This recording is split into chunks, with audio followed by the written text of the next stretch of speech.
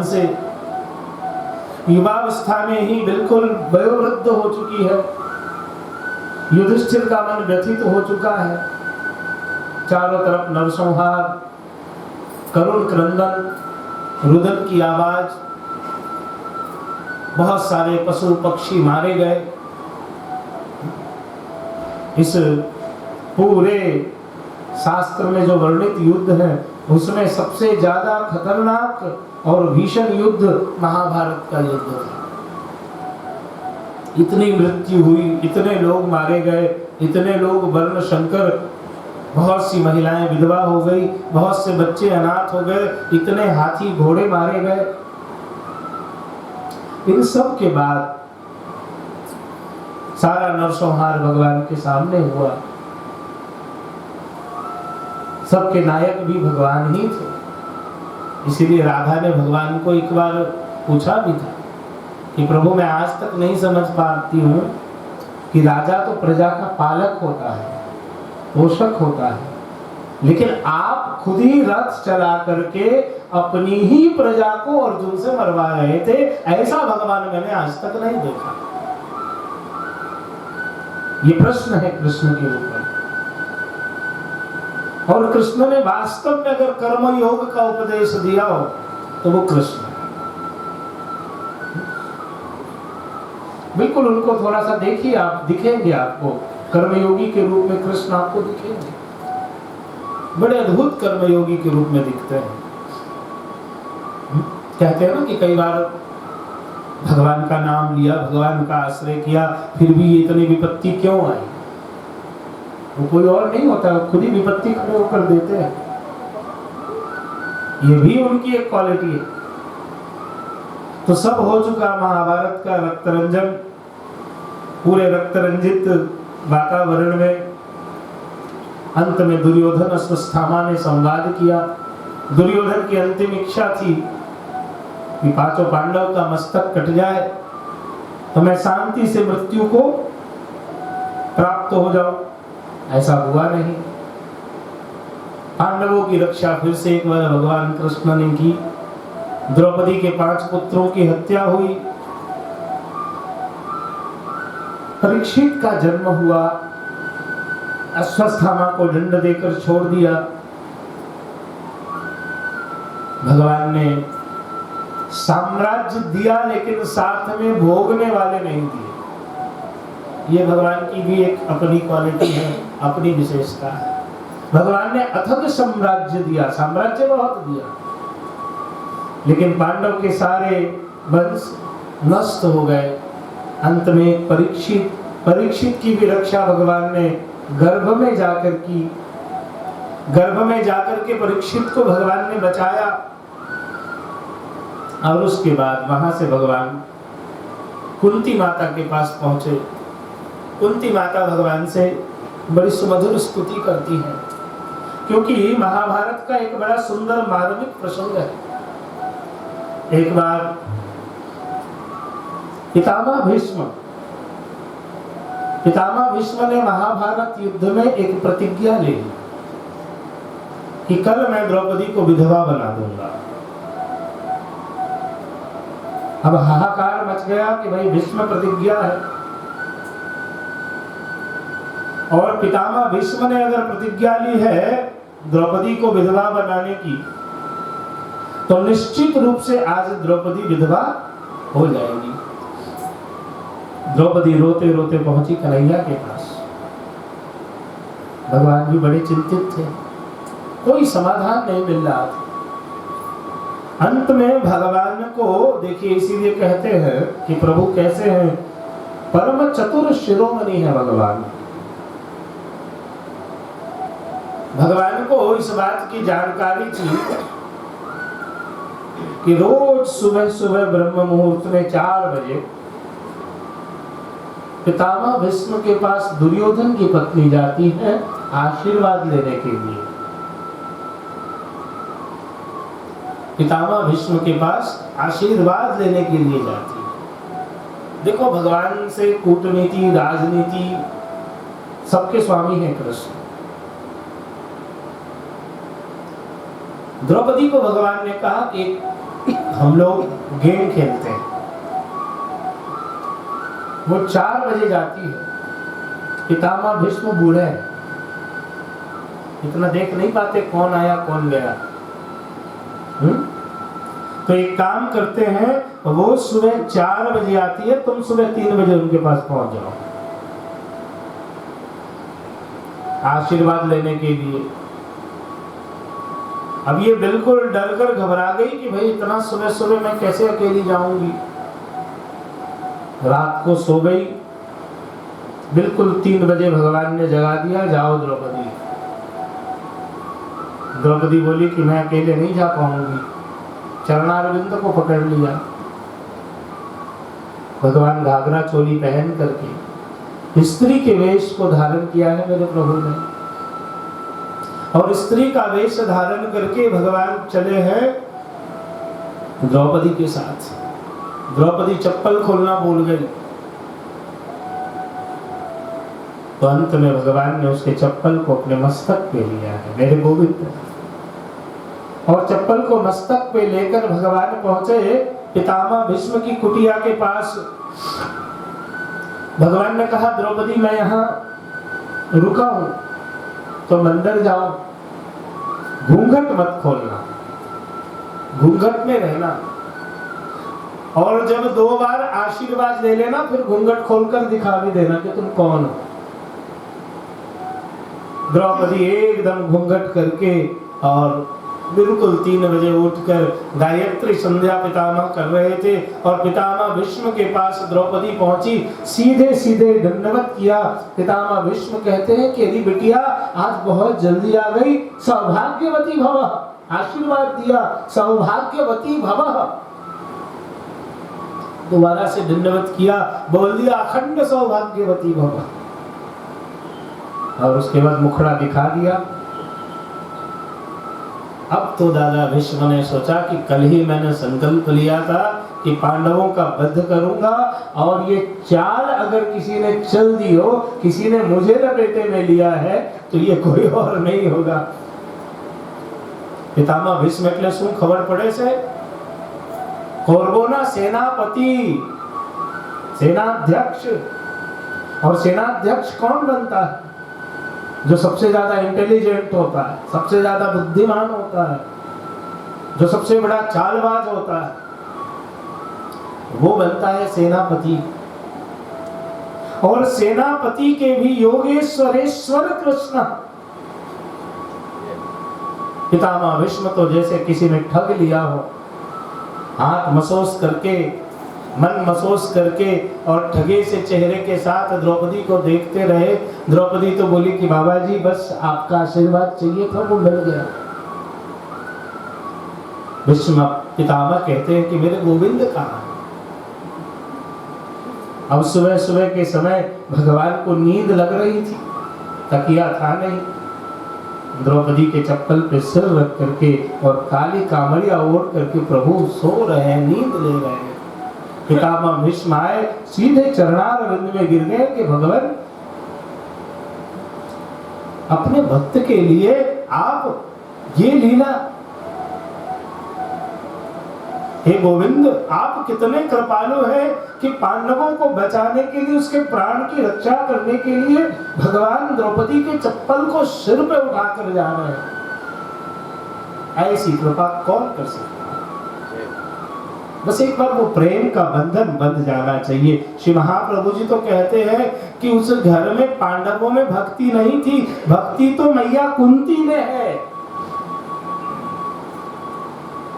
और भक्ति कुंती मैया में है, लेकिन कुंती के साथ रहने के कारण पांडवों पे भी भगवान की कृपा हुई। भक्ति तो कुंती में, और आज से थोड़ी प्रेम करती है। जिस दिन भगवान 2.5 साल के थे, पहली बार गोकुल आई थी, और उसी दिन यशोदा मैया भगवान को खदेड़ रही थी, दौड़ करके यशोदा मैया भगवान को पकड़ना चाह रही थी और भगवान भयभीत होकर भाग रहे थे। उस दिन कुंती मैया ने गोविंद का दर्शन किया था। जिसके भय से पूरा ब्रह्मांड डरता है, वो अपनी माँ के भय से भयभीत होकर भाग रहा था। 2.5 साल का बच्चा रोते रोते दौड़ रहा था और उस समय गोविंद को देख करके उसी दिन से कुंती मैया प्रेम करती है। उस दिन से ही बहुत प्रेम करती है बाल गोपाल से। वो पांडवों के ऊपर गोविंद की इतनी कृपा। संध्या काल का समय हुआ, कुंती मैया पहुंची, कुंती के साथ भगवान का संवाद हुआ है। कुंती मैया भगवान के बाल लीलाओं को याद करती है, इसलिए प्रथम स्कंद में भी कृष्णाचरित्र है और भगवान को याद दिलाती है कि आप कितने बड़े हो गए प्रभु। कुंती जी जो है वो वसुदेव जी की बहन है, इसलिए भगवान की बुआ तो है ही, लेकिन बुआ से अधिक जो है साक्षात कुंती माता को भगवत स्वरूप का ज्ञान है। इसलिए माता कुंती आज भगवान की स्तुति करती है, कहती है कि प्रभु मेरे जीवन में अब मुझे दुख के सिवाय कुछ और नहीं चाहिए। आप मुझे इतने दुख दे दें, इतना दुख दे दें कि मैं दुख से दुखी होकर बार बार आपको याद करती रहूं और बार बार मैं आपका स्मरण करती रहूं, क्योंकि मुझे सिर्फ दुख चाहिए है गोविंद, मुझे दुख के सिवाय कुछ भी नहीं चाहिए। माता कुंती के साथ भगवान का संवाद संपन्न होता है और उसके बाद दादा भीष्म के पास भगवान पहुंचते हैं। दादा भीष्म ने आज भगवान की स्तुति की है। तो इति मतिरुपकल्पिता वितृष्णा भगवति सात्वत पुंगवे विभूमि स्वसुखमुपगते क्वचिद् विहर्तुम् प्रकृतिमुपेयुषि यद्भवप्रभा त्रिभुवन कमनं तमालवर्णं रविकर गौरवराम्बरं दधाने। दादा भीष्म ने अपने अंतिम समय में भगवान को याद किया, क्योंकि महाभारत के युद्ध में जो संकल्प लिया था, आज दादा भीष्म को इस बात का ज्ञान हुआ कि संकल्प को पूर्ण करने वाले भी मेरे गोविंद ही हैं। उनकी इच्छा के बिना किसी का संकल्प पूर्ण नहीं हो सकता। दादा भीष्म ने अंतिम में विनती की कि जो मेरी मति है वो मति आपके चरणों में लग जाए और मुझे रति की प्राप्ति हो जाए। उसके बाद दादा भीष्म को मोक्ष की प्राप्ति हुई। मोक्ष प्राप्त होने के बाद भगवान द्वारिका जी पधारे। द्वारिका जी में भगवान का राजोचित स्वागत हुआ है। कुछ ही समय के बाद युधिष्ठिर को अपसुकन होना शुरू हुआ, मानो कुछ गलत हो गया हो। राज्य और वैभव में भोगते भोगते, राज्य और ऐश्वर्य को भोगते भोगते युधिष्ठिर के मन में विचलन प्रारंभ हुआ। युधिष्ठिर के मन में वैराग्य उत्पन्न हुआ। युधिष्ठिर को लगा कि कुछ न कुछ अब अप्रिय हो रहा है। काल बदल चुका है, काल चक्र परिवर्तित हो गए हैं, ऐसा आभास हुआ। कन्हैया की बड़ी याद आ रही है, गोविंद का बार बार स्मरण हो रहा है, भगवान खूब याद आ रहे हैं। अंत में अर्जुन को कहा कि अर्जुन तुम जाओ और मेरे प्रभु के समाचार को लेकर आओ। मेरे प्रभु कैसे हैं? अर्जुन द्वारका से लौटकर रथ में बेहोश हो जाता है। द्वारका से लौटने के बाद अर्जुन रथ में बेहोश हो जाता है, रथ में गिर जाता है। युधिष्ठिर झकझोर कर पूछते हैं कि तुमने कोई अपराध तो नहीं किया? किसी विधवा की हत्या, किसी निहत्थे की हत्या, किसी के साथ दुराचरण, किसी का वध? अर्जुन कुछ समय तक तो मौन रहे, फिर बाद में कहते हैं कि जिसने लाक्षागृह में हमारी रक्षा की, जिसने दुर्वासा के क्रोध से हमको बचाया। एकादशी के दूसरे दिन दुर्वासा मुनि पहुंच गए थे द्रौपदी के पास,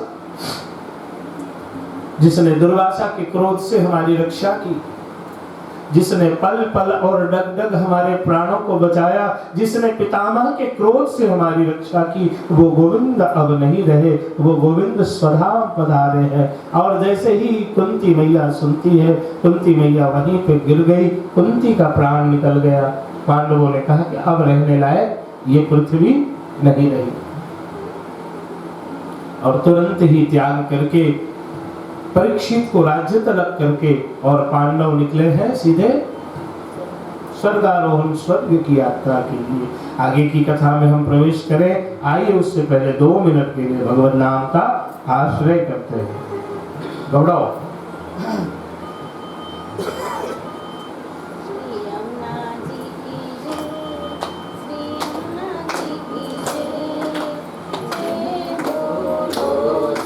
जय हो।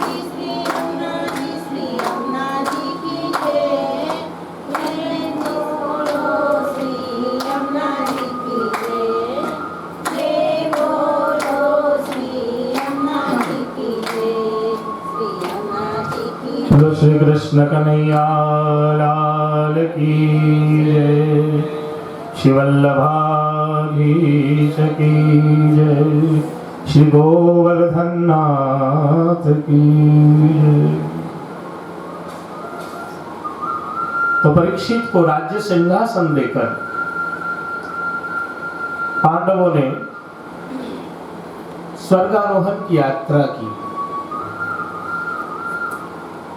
परीक्षित का समय आया। जब परीक्षित का समय आया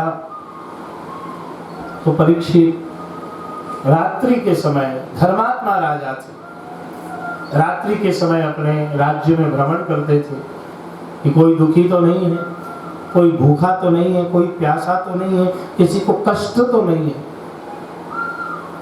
मध्यरात्रि के समय भ्रमण करते हुए एक बैल के 3 पांव काट दिए हैं और एक गाय को पीट पीट कर अधमरा बना दिया है।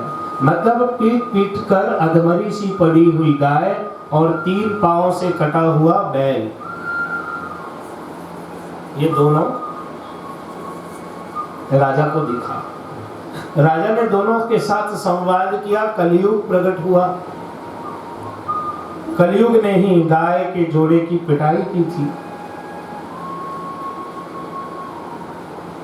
कलयुग को मारने के लिए राजा परीक्षित तलवार निकालते हैं। कलयुग कहता है कि महाराज ये तो मेरा समय है, आप मेरी रक्षा कीजिए, आप राजा हैं। राजा ने कहा कि ठीक है, आज से जो लोग जहाँ जुगाड़ खेलते हो वहां तुम्हारा निवास होगा, जहाँ पे मदिरा पान करते हो वहां तुम्हारा निवास होगा, जहाँ अनीति का द्रव्य एकत्रित होता हो वहां तुम्हारा निवास होगा, और जहां आसक्ति हो वहां तुम्हारा निवास हो। परीक्षित से संवाद के बाद परीक्षित राजमहल में आए। अचानक से वन में जाने की इच्छा हुई शिकार खेलने की। अनीति से एकत्रित किया हुआ धन के रूप में राजा के पास जरासंध का एक मुकुट था। उस मुकुट को धारण किया, धारण करते ही कलयुग उसमें आकर बैठ जाता है। जंगल में जाने के बाद राजा की बुद्धि बिगड़ गई, ऋषि के गले में मृत सर्प की माला पहनाकर वापस अपने राजमहल को आ जाते हैं। ऋषि के पुत्र ने देखा कि मेरे पिता का अपमान हुआ है। ऋषि के पुत्र ने यमुना जी में स्नान करके, हाथ पांव धो करके, आचमन करके हाथ में जल दिया और श्राप दिया है, इति लंघित मर्यादा तक्षक सप्तमे हनि। आज के 7वें दिन तक्षक नाग के दंश से उसकी मृत्यु होगी। श्राप दिया। और जब उनके पिता को इस बात की जानकारी हुई, पिता ने बहुत पश्चाताप किया है। पिता का नाम है शमिक ऋषि और पुत्र का नाम है श्रृंगी ऋषि। महाराज परीक्षित को जब इस बात की जानकारी हुई, परीक्षित बड़े प्रसन्न हुए कि मैंने जो अपराध किया था उस अपराध की निवृत्ति भी साथ साथ में ठाकुर ने दे दी है। ठाकुर की बड़ी कृपा हुई कि मैं इस अपराध से भी सहज रूप में निवृत्त हो जाऊं। और यहां से राजा परीक्षित ने अपने गृह का त्याग किया, वल्कल धारण किया और वल्कल धारण करने के बाद सीधे सीधे पहुंचे हैं गंगा नदी के तट पे वटवृक्ष के पास। परीक्षित का पुत्र है जन्मजय, पत्नी का नाम है इला। जन्मजय को तलब किया है। तत्कालीन साम्राज्य के जो बड़े अधिकारी थे सबको बुलाकर जन्मजय को राज्य सिंहासन पर बिठाया और स्वयं महाराज परीक्षित निकल पड़े गृह त्याग करके अपनी मुक्ति की तलाश में। क्योंकि मात्र 7 दिन का समय है और 7 दिन में ही राजा को मुक्ति चाहिए। महाराष्ट्र में एक संत हुए, संत का नाम है ज्ञानेश्वर। महाराज ज्ञानेश्वर के पास एक व्यक्ति पहुंचा और व्यक्ति ने महाराज ज्ञानेश्वर को कहा कि महाराज मुझे पता चला है कि आप जीवन में कभी पाप नहीं करते,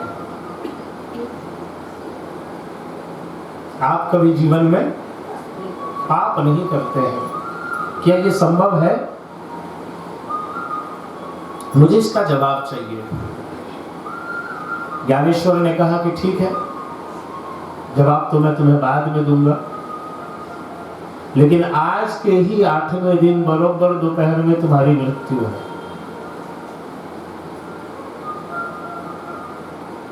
ज्यादा दिन है नहीं तुम्हारे पास। ठीक आज के 8वें दिन दोपहर तक तुम इस दुनिया में नहीं रहोगे। अगला तो भाई बेचैन हुआ, अब कौन जवाब सुने। घर पे आया, जिससे संबंध खराब थे उससे संबंध बढ़िया किया, जिसका जो कुछ लिया था वापस लौटा दिया, जल्दी जल्दी अपने काम को निपटाना शुरू किया, जो भी कुछ बाकी था सब बाल बच्चों को समझा दिया।